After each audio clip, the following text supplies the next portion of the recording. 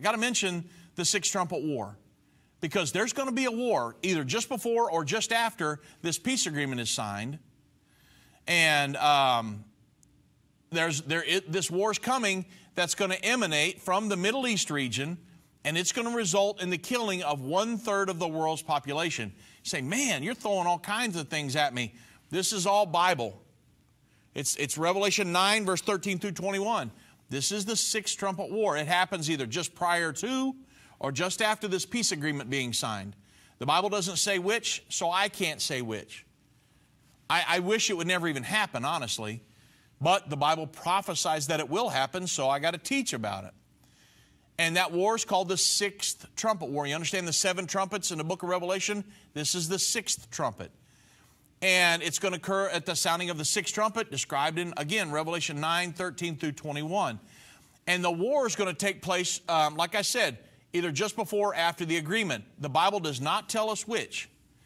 But we do know at the latest it's going to be before the final 3½ years begins.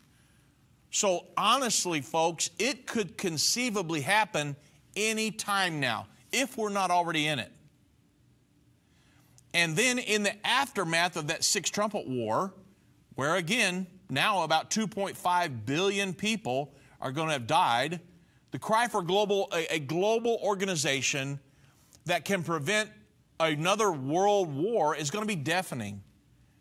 And the international community is going to adopt a world governing entity to eliminate the possibility of a global war ever taking place again.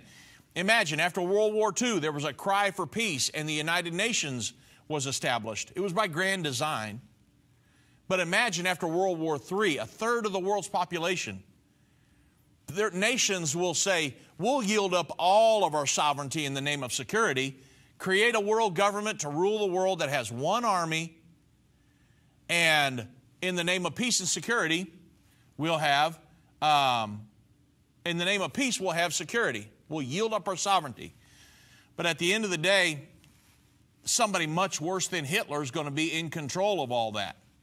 That's the problem.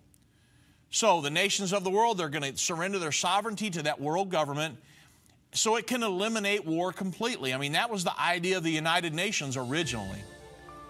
And so you can see all of the chain of events that this peace agreement, they start rattling off all these huge prophecies, one right after another. So many of them happen right there in that final 7-year period. And so I'm going down through here letting you know what's going to happen during that final 7 years, because this peace agreement could be signed before very long.